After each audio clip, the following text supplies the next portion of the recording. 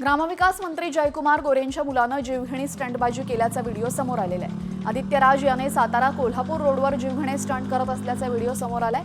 स्वतःसोबत इतर लोकांच्या जीवाला सुद्धा धोका निर्माण केल्याचा आरोप करण्यात आलेला आहे।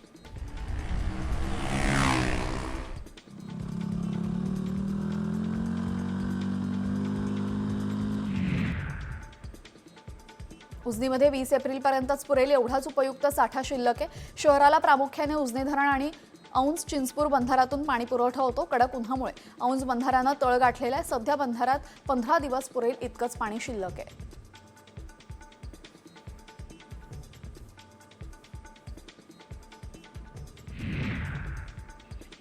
सोलापुरात उन्हाच्या तीव्रतेने कडब्याला लागलेल्या आगीमुळे टेम्पो जळून खाक झालाय।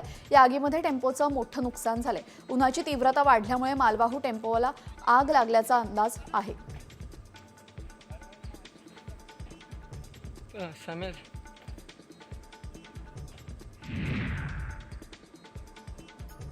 उन्हाळ्यातील उष्णतेपासून विठुरायाचं संरक्षण व्हावं, शिवाय थंडावा मिळावा यासाठी दरवर्षी चंदन ओटी पूजा केली जाते।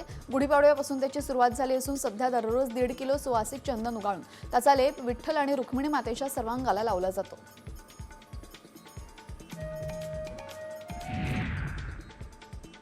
सांगलीच्या विटा नागेवाडीमध्ये बगाड पळवण्याचा सोहळा उत्साहात संपन्न झाला। यात्रेनिमित्ताने नवस फेडण्यासाठी बगाड पळवले जातात, तसेच मानाचे 7 बगाड या निमित्ताने धावत असतात।